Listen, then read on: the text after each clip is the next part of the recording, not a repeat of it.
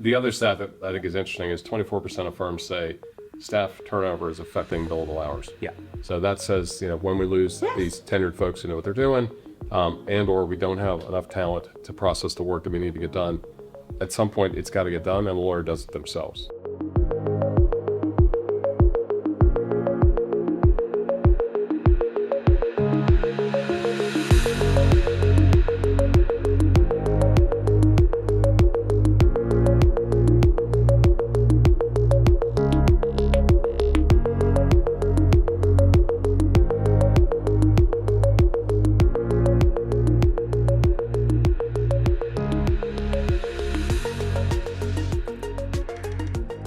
Let's talk about the latest report, the latest data points. Let's talk about how they compare to last year, the year before, 5 years ago, and where we are today. So I'm going to kick us off with a stat that I found super interesting. 95% of firms are reporting increased client attrition. And I feel like we've been talking about that for the last 5 years, so it shouldn't be a surprise. And along with that stat, 33% cite service delivery concerns as a primary driver. So what I think is interesting here is, even though we talk about legal support in the background, I still don't think we realize how important it is and how much it contributes to the cost of the matter. Mm-hmm. To me, the interesting part about that is it's completely controllable by the firm, right? There's pressure in the industry on pricing. There's AI is factoring into everything, but at the end of the day, the service delivery that the firm provides its clients is completely within their control. And your point about the back office staff being critical to that, that's very often who's interacting with these clients, whether it's a legal secretary, tenured, who's dealing with a client over years and years and years, or the billing group, the AP teams, whatever it may be. That is the piece that's, to me, easy for the law firm to fix because it's within their control. Yeah. And if you think of the hierarchy of the firm, it's always the lawyers at the top, and of course that's the way it should be. But there's so many other people that are underneath that contribute to these costs. Mm-hmm. But I still think that they're overlooked completely. And then you've got AI, which I know we're going to touch on in a second, that's distracting everyone. And we're still forgetting, like, the legal support function is the most important function. And we're still treating it like we did 20 years ago in a lot of firms. I think they forget, sometimes it's forgotten, but they're often the people that are speaking to the customers. Yeah. On behalf of the lawyers, to make sure things are lined up, make sure that everything is running as it should. And that speaks to that statistic, which, a third of firms, the biggest reason that they stated in the feedback was around service delivery being what differentiates them, I guess, is what they're saying, because they must be getting a better service elsewhere, or at least being in a position where we think there must be better service elsewhere in the way that they're interacting with these firms. What's also super interesting is that client service internally in a firm is really important, and lawyers historically expect a certain level of client service. So maybe that is why it's so hard for them to shift from a traditional model, if you think about it, because they're used to a certain level of service. And I think it's scary when we think about disrupting that with a more centralized model. I might kind of make the counterpoint to that, which is if you free up those tenured, experienced legal assistants from all the basic admin work they're doing, give that to centralized teams, more junior teams, you're freeing them up to provide better service to the client. Yeah. Where there's a relationship built, they understand how they want to be billed, they understand who makes things happen. But right now they're so buried in just basic work that could be done at a lower cost, more efficiently. I think that's part of why this service is suffering. Mm-hmm. And buried. Yeah, I don't think it's necessarily could as well. Should is probably a way of thinking of it, because most of the firms we speak to have people in place to do those things that the PA probably shouldn't be doing, which might mean they're not at the desk when the phone rings. They're not replying to that email as quickly because they're away from the desk doing something else that really should be with the facilities team or with an admin type person who's supporting those support staff to be able to free them up to be that client-facing part of, or focus on that client-facing part of their jobs. And you said the word buried. Mm-hmm. It's like people don't realize, but if you can't see it, you can't measure it. And it buried or invisible would be, but it's still there. It's still happening. You need to be able to monitor it. And if you can't monitor it, you can't measure it, you can't change the model. Yeah, we know there's pressure on price too, right? So firms are moving to more fixed pricing, FAs, and the cost to serve includes support, right? It's not just the lawyer expense. And I think that we still forget that cost is there. It's just not typically on the bill. But that's why we end up with all these write-offs, because either the associates are doing admin, or there's a lot of admin happening down here, but it's not reflected in the bill. However, it's still costing the firm. There was a stat in the report this year which actually draws a line between the support staff not being focused on the right things or being overstretched, and that having a link to the profitability. So maybe there's a point here that firms are starting to make that connection, whether it's through the point we're talking about here around the service or ultimately profitability, the two kind of areas that might draw their attention to this more I think closely. we're going to come on to AI in a minute, but one of the stats within the survey is that lawyers are doing more review work. They're spending more time on admin than ever. When you would think intuitively, the more technology and process we throw at it, that should improve, not get worse. It's getting worse. Yeah. And there's a cost, like a major cost to that, to the firm, if the lawyer is doing the admin, right? Yeah. And I suppose it's about categorizing that admin correctly, because some of that is right. The lawyer needs to have their eyes on the right things. Yeah. But you want to get it into a state where it's ready for their eyes. Yeah, like the reviewing yeah. could be the last review, not the Exactly. first 5 reviews. Exactly. So how do we get the right eyes on the right things? And it gets back to transparency and understanding what's there. And in most firms, this is all an email and opaque system that nobody understands or can identify where the holdups are occurring, where the inefficiencies are happening, because it's just completely opaque. Yeah. And again, I don't know if this is a new number for this year, but 67% of firms rely primarily or in part on direct email. They're part of their delegation. Which still boggles my mind. I know. And it's always, because we've been working with some firms this year around email, right? And seeing some of the email sprawl is really eye-opening when we start to look at that. So yeah, like you say, it boggles your mind. Like, how much time is spent on just this kind of making this work? Yeah, Which should be a side process. Yeah.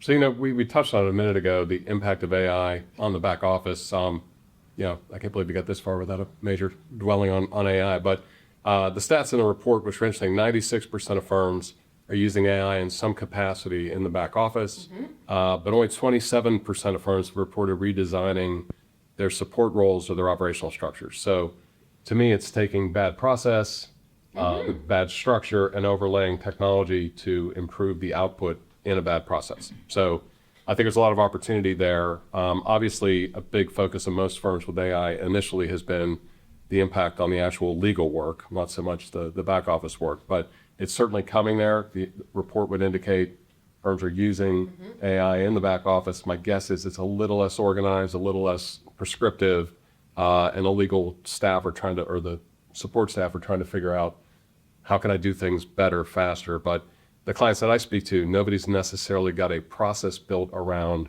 how are we going to impact across the back office at a global level. But again, I think it speaks to the other stat was lawyers are spending more time reviewing output from AI, which may or may not be billable. Everybody's trying to figure that out. So you put all that together and you say that there must be a better way. My sense, which maybe you guys would disagree with, is we've got 25 and 30-year and tenure legal assistants who have been working in legal for years and years and years. I would maybe get them into that legal process as a review a review step prior to asking the lawyer to do that work. Now, I think there's other arguments that say they may not be as technically competent as you would need, but at the end of the day, we can make better use of those very senior staff versus the kind of basic work that a lot of them are bogged down in today. I guess unless you capture some of that and are able to see that it's happening, There you you'll never know. And one of the things we talk to firms about a lot is when you're capturing this information, you can identify training opportunities as much as what the good and the bad is. It's not necessarily about what's happening now. It's about what you can do in the future. So from a legal PA perspective, I think that could be key to getting them into that ecosystem of that work. And I suppose we don't know yet because it hasn't really settled. But the lawyers and what they're doing with AI, some of that is fairly contained in them working in the document, them working in the thing. And the reality is, do do we see that in the long term, them being able to do everything themselves as a positive? Yeah. Or not?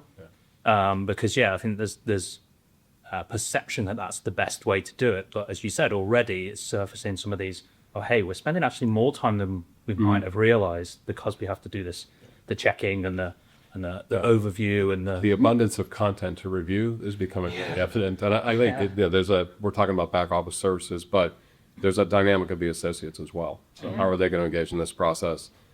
We could speak for days on how they're going to be trained and everything else, but at the end of the day, your most senior attorneys shouldn't be bogged down reviewing first pass content, right? Yeah. There's a better process for that. And also, we were talking about tenured support staff, and maybe it isn't about teaching them more about AI, like you were talking about. Like, they're the ones that know the practice. They oftentimes like run the show.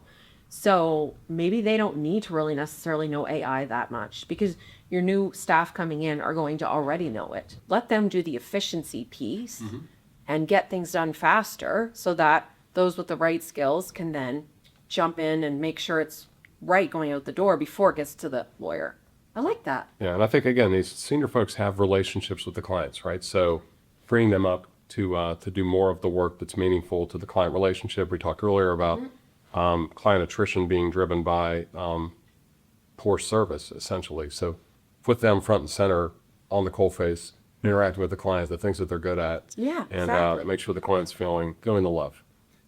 Maybe one other question, we started on support staff and AI, and the stat here around 96% using AI in some capacity. I suppose when you drill down, what capacity? So it could be quite a narrow use case, could be quite a broad use case. I think we do have some stats on that in the report, but without drilling down into that now, how superficial versus how in depth and deep and value add are these things? And I'll speak to internally, we've built things like agents as a first pass that have been rolled out, and then actually really that wasn't adding enough value to do that. People didn't want to engage in it in that way. I think is the other way of thinking about it. So how can we put the tools in front of the people in a way that they want to interact with it? Sure. Is a key point. And then also, is it adding value? Because if 96% are using these tools, we're not necessarily hearing 96% of our firms say, oh, we've got this great, really valuable way of using AI with our legal support teams yet. So interestingly, the other stat was 41% have completed a formal review of support tasks and the impact that AI can have on them. So that leaves 59% who haven't looked at it. So I think you're right. It's probably, look, we made these tools available to our support staff. We expect them to get more efficient, figure it out more or less on their own, where others have taken a more prescriptive approach and said, look, this is the task that we have happening in the back office. These are the pieces we think we can automate, maybe as a long-term goal, but as an initial pass, let's throw some automation at it with human review. And I think we see the evolution of this in the support side as today it's human-to-human delegation. Tomorrow it's human to agent with human review. And then ultimately you'll figure out what tasks can be fully automated. Yeah. But you can't do that in email, and you can't do that by dropping a piece of paper on somebody's desk. You've got to have a system by which to manage this. You know what I find really interesting is the volume that say that they're using AI. Why is that not reflected in cost? Like, why are clients leaving firms then to go to other firms? That high of a percentage are using AI. Wouldn't you expect some efficiencies from that? That would be impacting cost. It's like almost like the opposite of what you would think would happen. Well, I think, a lot of the firms we speak to, I don't necessarily think are viewing the use of AI in the back office as a cost-cutting experiment. I think it's back to how do we get more efficient? How do we get the right work to the right people with the right skills at the right cost? The basics. Because so many firms haven't figured that out yet. So again, throwing AI at it is, and also on bad process. Doing more with less people. Sure. Because as we're going to move on to, there are future challenges in back office support that mean that unless something changes, there are going to be less people in the PA role over time. There will 100% be. Unless there's this kind of talent pipeline built that either replaces that, or you end up doing things in different ways, or you spread those that are there more thinly on the really valuable stuff that they need to do, that they're good at and skilled at, then there's always going to be a misbalance in the future unless something changes. Yeah, and I think we're going to get onto it, but that is a dynamic that's not going away. It's just getting more difficult to manage. So yeah, we'll go on to the next stat. So retirement is creating operational risk. 51% firms expect to lose 21 to 50% of support staff to retirement, which is up 10% on last year. And that is a stat that I think, from memory, has increased year over year over the last 5 No, years. it has. You know what was interesting though? Because I remember looking at like the 5 years worth of data and remember like what COVID did. It kind of shifted the dynamic in firms. It shifted the culture. But I feel like there was this point in year 2 or 3, maybe 4, where it's like you could see the stats going back a little bit because I think firms were like, oh, we'll just go back to the way things always were. Yeah. But then you get the retirement and the difficulty to hire. You can't go back. Right. Yeah, because there's the supporting stat around kind of attrition outside of natural attrition of people choosing to leave, choosing to go to another firm. The The mobility. firms are recruiting from the same pool of talent. Oh, yeah. So at the end of the day, there's only so many folks that have the experience that some of these very tenured legal assistants have, which is very valuable, and they're picking each other's talent up. Yeah. So, we spoke to a client yesterday. I said, how are you going to deal with this retirement challenge? The immediate comment, which I get all the time, is the average age of our assistants is 55 to 60, and that's an average age. And most firms are trying to build structure around, I've got junior folks that can come in, be very efficient doing admin work, and then I spread different work to the more senior legal assistants who have these client-facing skills, et cetera, and the legal knowledge. You may turn those junior staff over every couple of years. But that's That's okay, because you're not facing them in front of clients. But the traditional model of, I'm a legal assistant, I support these 4 lawyers, the story hasn't changed, in the course of the 5 or 6 years we've been doing these surveys, is there's a supply challenge. There's not a lot of people coming into this market with interest to do these types of jobs, and the folks leaving the market to retirement are typically leaving ahead of the lawyers that they support. So change is going to be driven with or without a structural change or by design. They're going to have to deal with it. And again, I do think using AI, as we spoke about earlier, can impact throughput and maybe, as you said, do more with less because you're going to have to. Yeah. You know what was interesting? I was talking to a firm the other day as well. They can hire at the junior level because they are bringing in admins. They're not getting a huge influx of people coming in, going to school to be a legal assistant, but they're like, we can get people to do admin.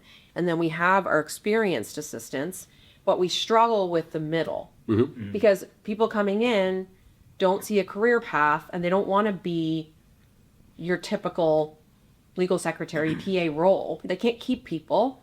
And then they've got these people who are retiring. So something has to change. Because There's a vacuum there, isn't there? Yeah. And like the firms are either going to have to say that talent pool that we're bringing in the admin role we need to find a way to get them through that pipeline up to being able to backfill some of that loss. Or find a different operating model that means they don't have to backfill that. The other stat that I think is interesting is 24% of firms say staff turnover is affecting billable hours. Yeah. So that says, when we lose these tenured folks who know what they're doing, and or we don't have enough talent to process the work that we need to get done, at some point it's got to get done, and the lawyer does it themselves, which is the worst case today. Yeah, and the question there is that because the lawyer, is it the lawyer consuming the admin tasks so which get written off or never billed, or is there something billable that the support staff are doing that's delivering revenue in the firm as well? We do see that in some firms. Yes. So like, Should be. how much focus does that get in those firms as well? I think the answer to your question is yes. Yes. It's on both sides, right? If you can see it, you can measure it, then you There can you bill for it. So 62% say they have workflow systems or technology in place, which actually is really interesting when we think about years ago, the percent that didn't, but very contradictory. Yeah.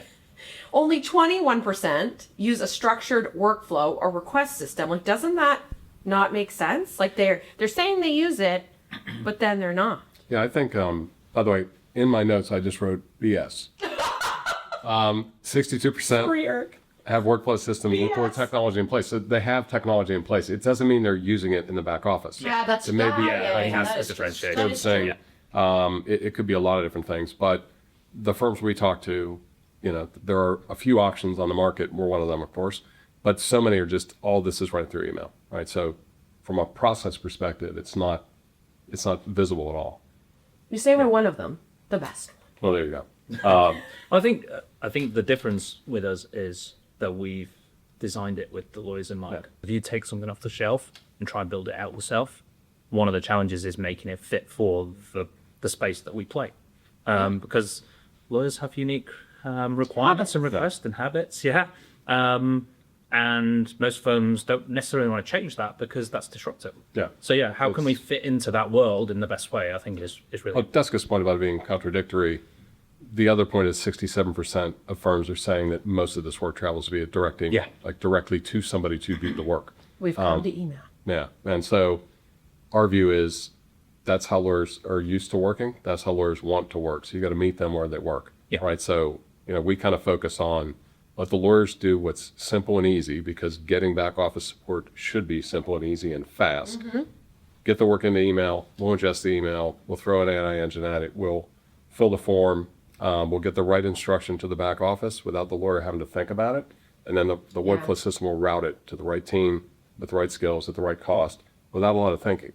I wonder whether the reason that happens is because not everybody gets the same level of support, and therefore That's very true. when the maybe more junior lawyer is looking for support, they go, so and so helped me last time, I'll go back there. Or they're not confident that the normal path or the designated path is going to work for them. So providing that confidence, I think, is a big part of what we can help with. I think the offshoot, that's the right word, of firms that have moved to centralized support is that when they were in a structure where, a support person looked after 5 attorneys, 3 partners, and 2 associates, guess whose work never got done? Right, the associates' work. Well, exactly. And then when you pool resource around your associates, very often they get improved service. They're much more comfortable delegating to a system than they are a person. Just there's an age dynamic, there's a maturity dynamic there. Somebody who spent 30 years in legal or somebody who spent 3 years in legal, it just gets to be a bit awkward. So eliminating all of that and just simplifying the process, I think, is where it begins and ends. Can we talk about email again? Because I remember the 3 of us at one point talking about the product and where are we going with the product? And when I came to BigHand, it was all about fill out this form and getting lawyers to fill out the form. But then firms were telling us they're not going to fill out a form. And then we're like, why don't we just meet them with email? And now we can. Yes. And we don't have to change that behavior. I think with the associates, that behavior does change because, like you said, maybe they don't want to delegate to a person, but they might say, hey, I'll just tell them what I want. That can be via email or a form, however you like to work. I think Magic. Gotta make it simple. Gotta make it simple. And that's not a negative comment. No, It not should at be all. simple. It should. It should. Yeah, we need lawyers focus in other areas. Yeah, just meeting them where they're at. If email's the best way, no problem.